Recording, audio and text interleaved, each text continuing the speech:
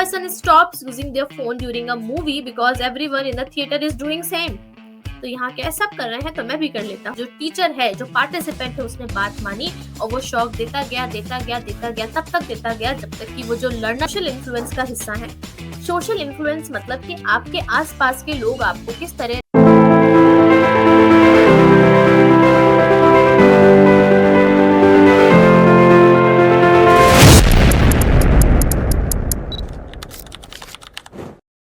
Hello everyone and welcome back to the Power Within Psychology YouTube channel.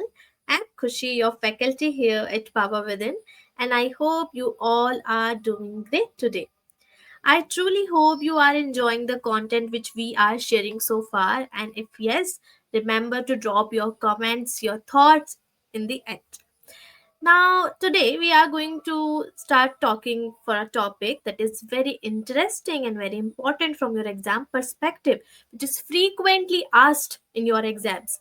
I teach you for CUET, non CUET, UGC NET, MPhil, everywhere this topic is most asked. But आज की class mostly target रहेगी for CUET and for non CUET students.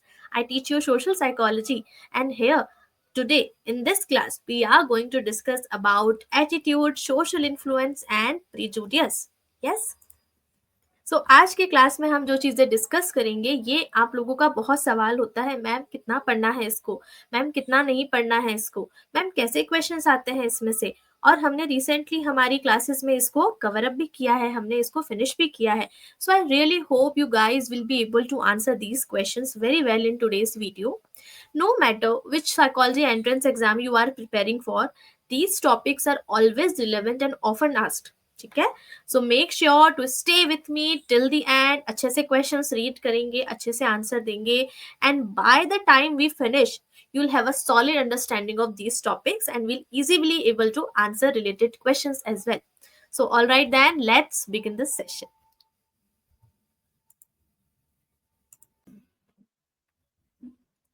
Happy winters everyone. Myself Khushi Saxena and I teach you Unit 6, that is intelligence, thinking, creativity, along with Unit number 9, that is lifespan development for CUET PG, and social psychology for non-CUET as well as for CUET a little bit, क्योंकि उसमें भी आपको social psychology पूछते हैं. और आज मैं आपको क्या कराऊंगी, आज मैं आपको सोशल साइकोलॉजी के कुछ क्वेश्चंस कराऊंगी, क्योंकि आप लोगों को कंफ्यूजन रहता है, मैम सीयूईटी के लिए कितना पढ़ना है सोशल, मैम नॉन सीयूईटी के लिए कितना पढ़ना है सोशल साइकोलॉजी. तो आज मैं आपको एक स्पेसिफिक टॉपिक के कुछ क्वेश्चंस कराऊंगी, so that you can get idea how much you need to study and what type of questions you will get in your exam. सो आज का हमारा टॉपिक क्या है, आज का हमारा टॉपिक है एटीट्यूड, प्रिजुडियस एंड सोशल इन्फ्लुएंस. और अभी रिसेंटली ही हमने मेन क्लासेस में ये तीनों टॉपिक्स कवर किए हैं. ठीक है, तो मुझे पूरी उम्मीद है कि आपको क्वेश्चंस अच्छे से समझ में आएंगे और आप इनका आंसर्स भी अच्छे से दे पाएंगे. मैं चाहती हूँ कि क्वेश्चंस रीड करने के बाद में आप छोटा सा पॉज लें. पॉज कैसे लेंगे, आप वीडियो को पॉज करके लेंगे, ठीक है, और उसके बाद आंसर देने की कोशिश करें, एंड उसके बाद फिर मैं आपके लिए आंसर एक्सप्लेन भी करूंगी और आपको मैं बताऊंगी भी कि इसका आंसर क्या होता है. So let's get started with the topics. So here we go with the first question. I hope कि आपने पॉज करके आंसर दिया होगा इसका. So what's the answer over here? First, let me explain the question for you. Question कह रहा है हमसे that influencing people by communicating real or imagined threat related to scarcity of resources or products, ये किस technique के साथ में connected है. आपको पता है कि कंप्लायंस क्या होता है. कंप्लायंस के अंदर हम लोगों से रिक्वेस्ट करते हैं किसी चीज को लेकर, और देयर आर सर्टेन रूल्स और we can say there are certain techniques for scarcity, जो आपके कंप्लायंस का ही एक हिस्सा होता है. ठीक है, कंप्लायंस के अंदर कुछ टेक्निक्स का इस्तेमाल किया जाता है, जिसमें आपने door in the face, foot in the door, low ball technique, high ball technique, ऐसी टेक्निक्स का नाम सुना होगा. तो स्कार्सिटी यानी किसी चीज की कमी हो जाना, वो भी कंप्लायंस के अंदर ही आता है. जैसे कि मैं किसी दुकान पे जाऊं और वो मुझे बोले कि हमारी दुकान में इस चीज के सिर्फ 2 स्टॉक बचे हैं, तो वो मुझे ये नहीं कह रहा कि मैम इसको खरीद लो ना, मुझे थोड़ा सा क्या होगा, मेरी सेल्स ज्यादा हो जाएगी. The person is not telling me to do so. The person is saying that this product is left two in the stock, stock में सिर्फ 2 ही चीजें बची हैं इस चीज की, इस प्रोडक्ट की, तो वो आपको क्या दिखाने की कोशिश कर रहे हैं कि देखो ये चीज कमी है, इस चीज की कमी है। कमी क्यों है? क्योंकि इस चीज की शायद डिमांड ज्यादा है, ये चीज यूजफुल शायद बहुत ज्यादा है, इसलिए आप भी इसको खरीद लीजिए। तो वो आपसे क्या कर रहे हैं? वो आपसे एक तरीके से रिक्वेस्ट करने की कोशिश कर रहे हैं। अगर आप कंफ्यूज होते हैं इन तीनों चीजों में कि ये क्या है, आई am here for you, I will explain that today itself in the video. ठीक है, so just stay here. Next question, please read it carefully. Okay, so what is written over here? Which type of social influence is demonstrated when individuals conform to group norms to avoid social rejection? Do you know? Social influence में हमारे पास एक type होता है conformity. ठीक है, जैसे compliance होता है, ओबीडियंस होता है, वैसे ही हमारे पास होता है कंफॉर्मिटी। और कंफॉर्मिटी के 2 हिस्से हमारे पास होते हैं, 2 टाइप्स हमारे पास होते हैं, या हम कह सकते हैं 2 तरह की कंफॉर्मिटी हमारे पास होती है। एक होती है नॉर्मेटिव और एक होती है इंफॉर्मेशनल। इंफॉर्मेशनल मतलब कि मैं इस इंसान की बात इसलिए मान रही हूँ या मान रहा हूँ क्योंकि मुझे लगता है इसे शायद मुझसे ज्यादा पता है। ठीक है, हो सकता है ये लोग मुझसे ज्यादा जानकारी रखते हैं, ये लोग शायद मुझसे ज्यादा इंफॉर्मेशन रखते हैं, that is why I am understanding और I am agreeing to their point. और नॉर्मेटिव में हम सिर्फ इसलिए करते हैं क्योंकि हम उस ग्रुप का हिस्सा बने रहना चाहते हैं। आपने कभी फोमो का नाम सुना है? FOMO is fear of missing out. ठीक है, तो हमें कभी कभी लगता है कि अगर हम इन लोगों के ग्रुप के हिसाब से काम नहीं करेंगे तो हम शायद इस ग्रुप का हिस्सा नहीं बन पाएंगे, शायद हम अकेले रह जाएंगे। तो पीयर प्रेशर में आके और अकेले रहने के डर के कारण हम उनकी बात मान लेते हैं और उन्हीं की तरह चीजें करने लग जाते हैं। इसे कहा जाता है नॉर्मेटिव सोशल इन्फ्लुएंस। क्योंकि यहाँ क्या लिखा है, you are avoiding social rejection, आप रिजेक्ट नहीं होना चाहते हैं, और क्योंकि आप सोशल रिजेक्शन अवॉइड कर रहे हैं इसलिए यहाँ नॉर्मेटिव सोशल इन्फ्लुएंस आएगा। तो मैंने आपको कहा था कि मैं आपको क्या करूंगी, मैं आपको ये तीनों चीजें समझाऊंगी। तो लेट्स सी ये तीनों होती क्या है। ये सोशल इन्फ्लुएंस का हिस्सा है। सोशल इन्फ्लुएंस मतलब कि आपके आसपास के लोग आपको किस तरह इन्फ्लुएंस करते हैं। आपके आसपास का समाज, आपके दोस्त, आपके क्लासमेट्स, आपका परिवार, आपके नेबर्स, ये सब हमारी सोसाइटी का हिस्सा होते हैं। ये सभी आपको किस तरह से इन्फ्लुएंस करते हैं, किस तरह प्रभावित करते हैं, वो हम यहाँ देखते हैं। जिसमें सबसे पहला आता है कंप्लायंस। कंप्लायंस होती है रिक्वेस्ट। जब कोई आपसे रिक्वेस्ट करता है क्या प्लीज आप मेरे लिए ये कर देंगे, अब शायद आप करना नहीं चाहते हैं पर फिर भी आप क्या कहते हैं, चलो ठीक है कर देते हैं। ठीक है, जब कोई आपसे रिक्वेस्ट करता है तो आप क्या कहते हैं, हाँ जी बिल्कुल कर देंगे, कोई दिक्कत नहीं है। भले आपके मन में हो कि क्यों कहा मुझे, बट फिर भी आप कर देते हैं। ठीक है, जैसे कभी आपके टीचर्स आपको बोलते हैं बेटा क्या आपके पास एक्स्ट्रा पेन है, अब आप देना नहीं चाहते क्योंकि आपके पास एक ही पेन है, that is your favourite pen, है ना, बट फिर भी आपको क्या कहना पड़ता है, हाँ मैम है ये लो ले लो, क्योंकि आपकी टीचर ने क्या बोला, बेटा प्लीज एक पेन दे दोगे मुझे। तो क्योंकि टीचर ने रिक्वेस्ट करी है, किसी पड़ोसी ने रिक्वेस्ट करी है, किसी इंसान ने रिक्वेस्ट करी है, तो रिक्वेस्ट के लिए मना करना थोड़ा सा हमारे लिए मुश्किल होता है, पर ये फिर भी वीक है। ये वीक टाइप का सोशल इन्फ्लुएंस है। क्यों वीक है? क्योंकि अगर मैं रिक्वेस्ट में कहूं कि क्या प्लीज आप मुझे अपनी प्रॉपर्टी दे देंगे, तो आप कहेंगे क्यों मैम, पढ़ाओ ना बस बहुत है। ठीक है, तो रिक्वेस्ट कैन बी देयर, पर अगर रिक्वेस्ट आपसे ऐसी कर दी जाए जो आपके जो है आप उसको मान नहीं सकते हैं, या जो आपके बजट के बाहर जा रही है, तो आप मना भी कर देंगे। तो यहाँ पे ये वीकेस्ट माना जाता है, इन तीनों के कंपैरिजन में वीकेस्ट माना जाता है। Conformity is what? कंफॉर्मिटी में हम बस समाज से एक्सेप्टेंस चाहते हैं, या तो इन्फॉर्मेशन की बेसिस पे, या फिर जो मैंने अभी आपको सोशल रिजेक्शन वाला पार्ट बताया था उस हिसाब से। तो इसमें ज्यादातर आपका सोशल प्रेशर या फिर पीयर प्रेशर इंक्लूड होता है। ठीक है, ये इसके बाद सेकंड नंबर पे आता है, ये भी स्ट्रांग होता है काफी। बट सबसे स्ट्रॉन्गेस्ट क्या है? सबसे स्ट्रॉन्गेस्ट है यहाँ पर ओबीडियंस, क्योंकि यहाँ आपको किसी से रिक्वेस्ट नहीं करी जा रही है, कोई प्रेशर नहीं बनाया जा रहा है, यहाँ आपको सीधा सीधा ऑर्डर दिया जा रहा है कि ये आपको करना है, and that order is from N authoritative figure. When an authoritative figure gives you some sort of instructions, some sort of command or some sort of order, you have to do that, you have to follow the instructions and you cannot deny। तो ये सबसे strongest होता है। चलिए next क्या है question हमारे पास, अगर ये एक्सपेरिमेंट्स आपने पढ़े हैं तो आपको आता है। इन दिस पर्टिकुलर क्वेश्चन आपसे पूछा जा रहा है कि क्रोनोलॉजिकल ऑर्डर में, यानी कि अर्लीस्ट से लेके लेटेस्ट की फॉर्म में आपको क्या करना है, इनको अरेंज करना है। आपको पता है नॉर्मल ट्रिपलेट ने साइकिलिस्ट पर जो स्टडी करी थी और उसके बाद इन्होंने ये जो सोशल फैसिलिटेशन का हमें फिनोमिनन दिया था, इसे साइकोलॉजी का, सोशल साइकोलॉजी का क्या माना जाता है, सबसे पहला एक्सपेरिमेंट माना जाता है। ठीक है, it is considered as the first experiment of social psychology. Yes, तो ये सबसे पहले नंबर पे हमारे पास आएगा। फिर सोलोमन एश ने कंफर्मिटी एक्सपेरिमेंट किया था, ये भी आगे मैं आपको समझाऊंगी, तो you have to stay connected in the class. ठीक है, तो सोलोमन एश का एक्सपेरिमेंट सेकंड नंबर पे आता है क्रोनोलॉजिकल ऑर्डर में। उसके बाद मिलग्रम ने किया था ओबीडियंस का एक्सपेरिमेंट, जिसने क्या कहा, जिसके बारे में सबने कहा ये तो अनएथिकल है, फिर भी क्या ये इंपॉर्टेंट है, बहुत इंपॉर्टेंट है, you can not leave it. ठीक है, और उसके बाद जिम्बाडो, जिसके ऊपर एक मूवी भी बनी है, क्या बात है। ठीक है, तो यहाँ हमारे पास क्या है, क्रोनोलॉजिकल ऑर्डर ये है। चलिए, ये सब हमने क्लासेस में डिस्कस किया हुआ है। मैं आपको दोबारा बताती हूँ कि ये जो एक्सपेरिमेंट है ये किसका है, ये ओबीडियंस का है, मिलग्रम का है। जिसमें उन्होंने क्या कहा, जिसमें उन्होंने एक बच्चे को लेकर आए, एक पार्टिसिपेंट को लेकर आए और उसको कहा आप टीचर हैं और आपका पार्टिसिपेंट अगर गलत उत्तर देता है, गलत आंसर देता है किसी चीज का, तो आपको क्या करना है, आपको उसको शॉक देना है। और क्योंकि यहाँ हमारे एक्सपेरिमेंटर मिलग्रम जो थे वो एक एक्सपेरिमेंटर थे, वो एक लेबोरेटरी के हेड थे, तो वहां उन्होंने प्रॉपर लैब कोट वगैरह पहना था और वो एक अथॉरिटेटिव फिगर की तरह दिखाई दे रहे थे।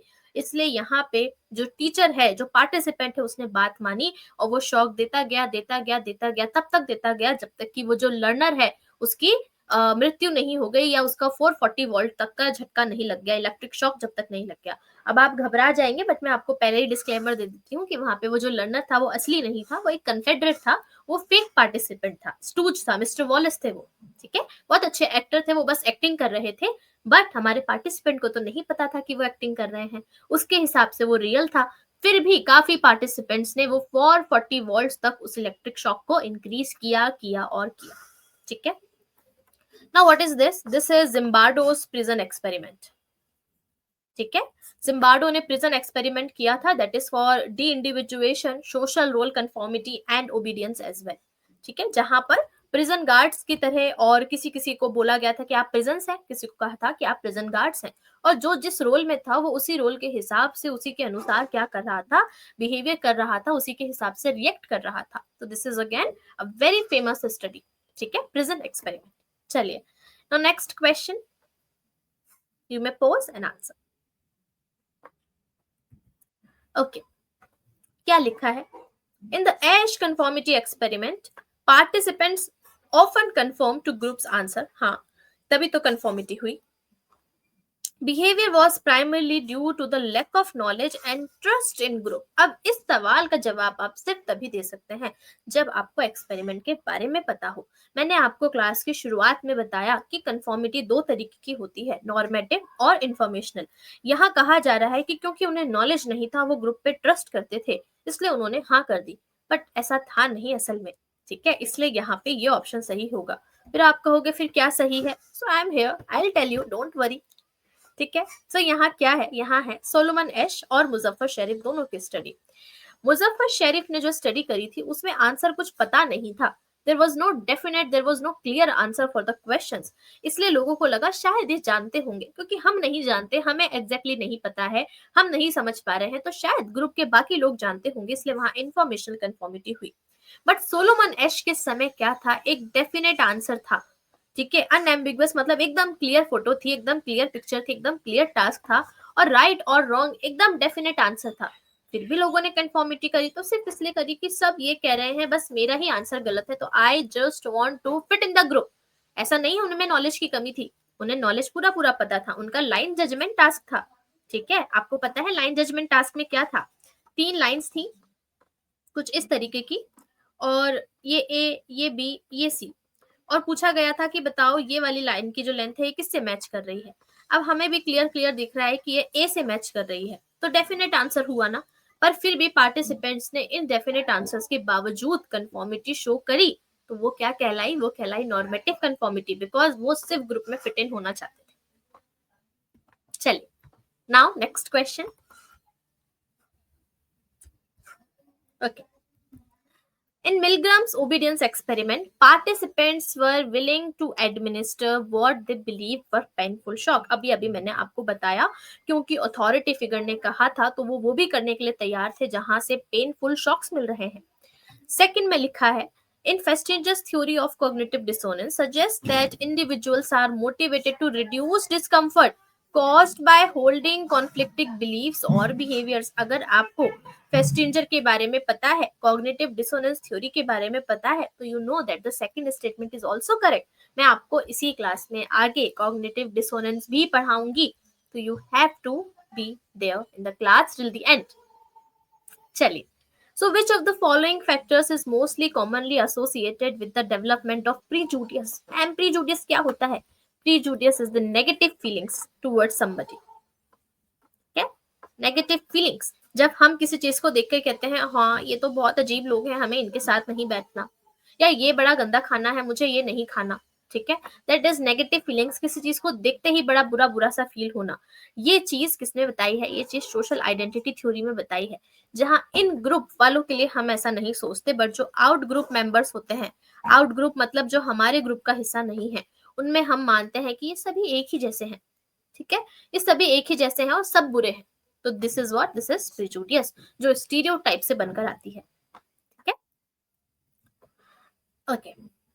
John is known for his exceptional talent in sports. क्योंकि स्पोर्ट्स में बड़ा अच्छा है, तो उसके दोस्तों को लगता है शायद ये एकेडमिक्स में, पढ़ाई में भी बहुत अच्छा होगा. इसका क्या मतलब? पहली नजर में जो हमने देखा उसी पर हमने भरोसा कर लिया, उसी के हिसाब से हमने इंसान का पूरा इंप्रेशन सेट कर लिया. इसे कहते हैं हेलो इफेक्ट. जैसे सबसे पहले किसी से बात करता है तो बोलता है ना हेलो, जैसे मैंने क्लास के स्टार्टिंग में आपको बोला hello how are you all, hello. ठीक है, तो this is what, halo effect. Halo effect मतलब पहली बार आपने किसी को देखा और आपको लगा ये इंसान स्पोर्ट्स में इतना अच्छा है, तो ये तो पढ़ाई में भी अच्छा होगा, ये ऐसे भी अच्छा होगा, ये वैसे भी अच्छा होगा. हम किसी को देखेंगे कि किसी की टीचर उसको डांट रही है, how can you get 0 marks in the test, it was very easy, it was that, is what this. हम सोचेंगे ये बच्चा पढ़ाई में बहुत बेकार है, तो हो सकता है ये वैसे भी बेकार ही हो. This is what, first impression. जब बुरा सोचते हैं तो वो हॉर्न इफेक्ट कहलाता है, बट जब फर्स्ट इंप्रेशन हमारा अच्छा होता है और आने वाले समय में भी हम उस इंसान को एक अच्छे इंसान की तरह परसीव करते हैं, तो वो हेलो इफेक्ट कहलाता है. ठीक है, ये अच्छी बात नहीं होती, ये बायस होता है. चलिए, अब आप सोच रहे होंगे मैम कह रही है ये मैंने पढ़ाया है, ये मैंने वहां पढ़ाया है, ये मैंने यहाँ पढ़ाया है. कहाँ पढ़ाया है? आपको पता है CUET PG 2026 के लिए there is a crash course. अगर अभी तक भी आपने पढ़ाई चालू नहीं करी है और आप सोच रहे हैं क्या करें क्या ना करें, ये कैसी मुश्किल है, तो आपको यहाँ पे एक क्रैश कोर्स मिल रहा है from power within psychology. And you can see you are going to get almost everything.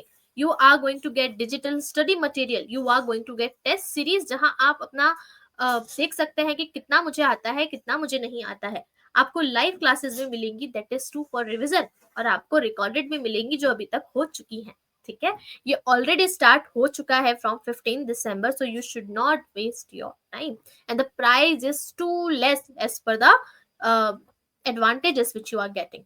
And if you think कि मैम कुछ फायदा है क्या, हाँ, you can see the result, there is a lot of फायदा, there is a lot of benefits over here. चलिए, so let's move forward to the questions again. क्या है क्वेश्चन हमारे पास? Let's see. Informational social influence के बारे में question है, जो अभी अभी हमने समझा है, अभी अभी हमने पढ़ा है. क्या है क्वेश्चन कि क्या है इसमें से? A person changes their opinion about a movie after hearing it praised bye multiple critics. बहुत से लोगों ने कहा ये मूवी बहुत अच्छी है, जाओ जाओ इसको देख कर आओ, इस मूवी में बहुत अच्छे से दिखाया है ये चीज को, या इस मूवी का एक्टर बड़ा अच्छा है, इस मूवी की स्टोरी बड़ी अच्छी है. तो आपको लगता है हाँ सब बोल रहे हैं तो शायद अच्छी ही होगी, तो हमें लगता है शायद सबको हमसे ज्यादा नॉलेज है, इसलिए ए. बी ऑप्शन कहता है an employee follows company dress code rules to avoid criticism. अब अवॉइड कर रहा है क्रिटिसिज्म, तो ये तो नॉर्मेटिव हो गया. A student joins a study group because they believe it will help them understand the material better.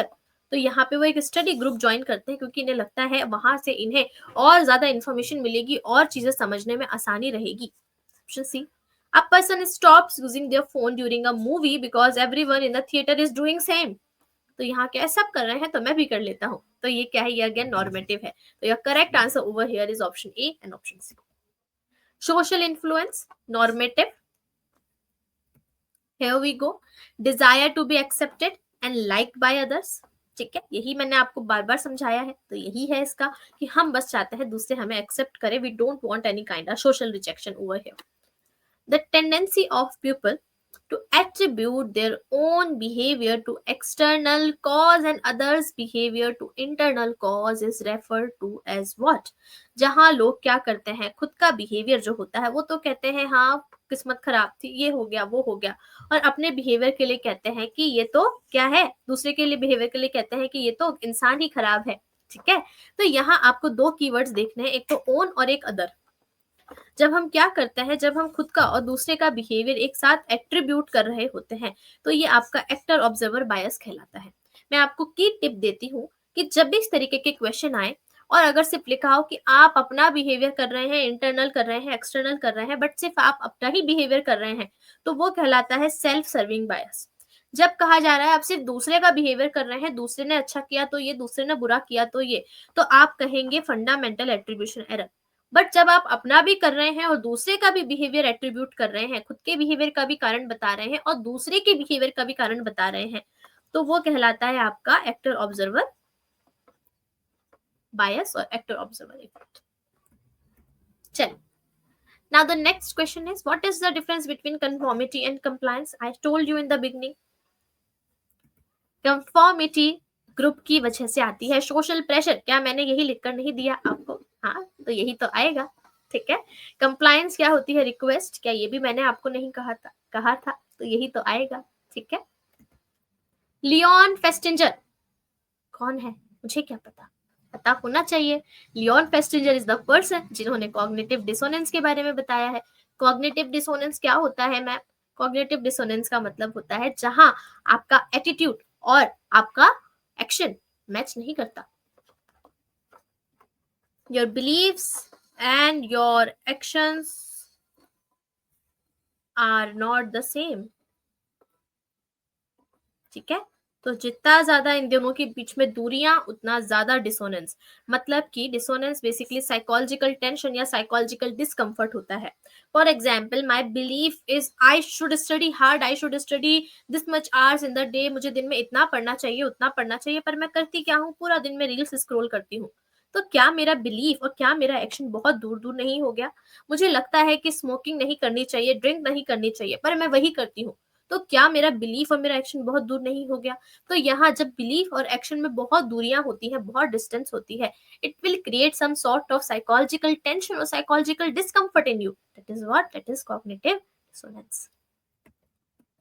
Now, power of roles, अगर आपने ध्यान से सुना था तो मैंने बताया है. क्या बताया है? मैंने आपको कहा था जिम्बार्डो ने social role conformity, deindividuation और ओबीडियंस, 3 चीजें हैं इनके एक्सपेरिमेंट में. ठीक है, power of role is social role conformity, then deindividuation जहां खुद की आइडेंटिटी भूल जाता है इंसान, और व्हाट? और ओबीडियंस. चल, प्रीजुडियस की सबसे अच्छी डेफिनेशन क्या होगी? सबसे अच्छी डेफिनेशन प्रीजुडियस की होगी ऑप्शन बी. क्यों? क्या लिखा है ऐसा इसमें? Negative attitude.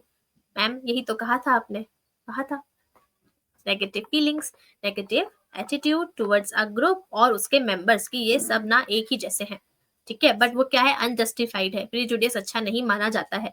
आपको ज्ञान नहीं है, आपको पता नहीं है, और आप अपने किसी ना किसी स्टीरियोटाइप के बेसिस पर वो नेगेटिव फीलिंग या वो नेगेटिव एटीट्यूड लेके घूम रहे हैं. That is what? That is unjustified. ठीक है, अगर सच में किसी ने आपके साथ बुरा किया है, फिर आप कह रहे हैं कि नहीं, मुझे इन लोगों के साथ नहीं जाना, ये अच्छे नहीं है, तो बात समझ में आती है. बट आपके एक पुराने एक्सपीरियंस की वजह से आप कह रहे हो सभी ऐसे हैं, ये सभी ऐसे होते हैं, सभी बेकार होते हैं, मुझे भरोसा नहीं है, मुझे ट्रस्ट नहीं है, तो वो एक बायस है. इसलिए ये अनजस्टिफाइड शब्द यहाँ लिखा हुआ है. चलिए, अब जिसमें प्रिजुडियस होगी नहीं, वो कैसा होगा, क्या करेगा? ऑब्वियस सी बात है कि वो इंफॉर्मेशन पाने की कोशिश करेगा. Controlled information processing resulting in refuting stereotype. मना कर देगा कि नहीं नहीं, ऐसा नहीं है. लो प्रिजुडाइस वाला जो इंसान होगा वो कहेगा नहीं, सब ऐसे नहीं होते हैं. हाँ, मैं मानता हूँ मेरे साथ इस शहर में चोरी हुई है, बट इस शहर के सभी लोग चोर हो, ये कहना गलत हो जाएगा. मुझे इन्फॉर्मेशन लेनी होगी, information in the sense I should know कि क्या इस शहर में अक्सर चोरी होती रहती है, क्या इस एरिया में अक्सर चोरी होती रहती है। तब तो मैं कह सकता हूँ या तब तो मैं कह सकती हूँ कि यहाँ पे चोरियां होना बड़ा कॉमन है, या शायद इस शहर में मैक्सिमम लोग चोर ही हैं। बट अगर ऐसा नहीं होता, वो सिर्फ एक इंसिडेंट था जो मेरे साथ हो गया, तो मैं क्या करूंगी, तो मैं इन्फॉर्मेशन को कंट्रोल करके ले रही हूँ और मैं स्टीरियोटाइप पर भरोसा करने के लिए तैयार नहीं हूँ। ठीक है, ये बताइए, comply with the request due to authority. Authority में अब यहाँ आपके पास एक धर्म संकट हो सकता है, बट मैं आपको समझाती हूँ कि सही जवाब क्या। सही जवाब होगा मिलग्रम, क्योंकि जिम्बार्डो ने जो किया था वो कंफॉर्मिटी यानी कि सोशल रोल कंफॉर्मिटी और ओबीडियंस दोनों का था, बट मिलग्रम का जो एक्सपेरिमेंट था अथॉरिटी के साथ कंप्लाई करने के लिए, या हम कह सकते हैं ओबीडियंस के लिए, वो सबसे स्ट्रॉन्ग था। ठीक है, अब अगर आप कंप्लाई वर्ड सोच के कंप्लायंस सोच रहे थे तो कंप्लायंस नहीं है, यहाँ अथॉरिटी शब्द देखकर आपको ओबीडियंस समझना है। और जो मिलग्रम का एक्सपेरिमेंट था वो ओबीडियंस के लिए ज्यादा स्ट्रॉन्ग माना जाता है एज पर जिम्बार्डो। तो दोनों ऑप्शन में से एक ऑप्शन सेलेक्ट करना हो तो आप मिलग्रम के साथ जाएंगे।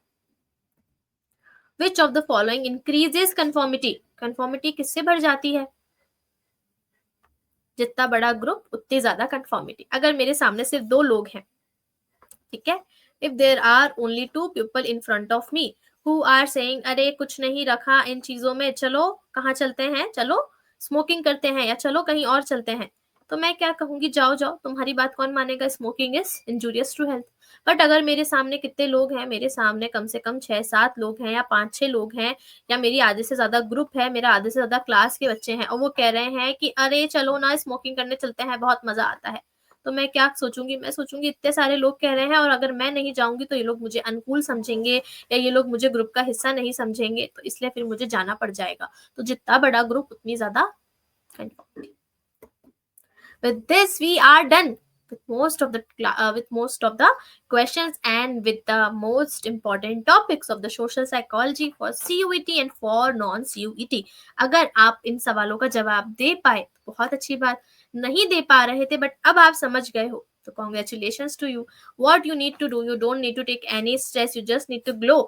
Give all the stress to us, we are here to teach you, and then you can ace your exam with the amazing scores and amazing marks. I hope you guys like the class. अगर आपको class पसंद आई तो आप क्या करेंगे, like करेंगे, vote करेंगे, और क्या करते हैं, what else do we do, like, share, subscribe, comment, everything you need to do. ठीक है, चलिए, bye bye, see you again in the upcoming video. Bye.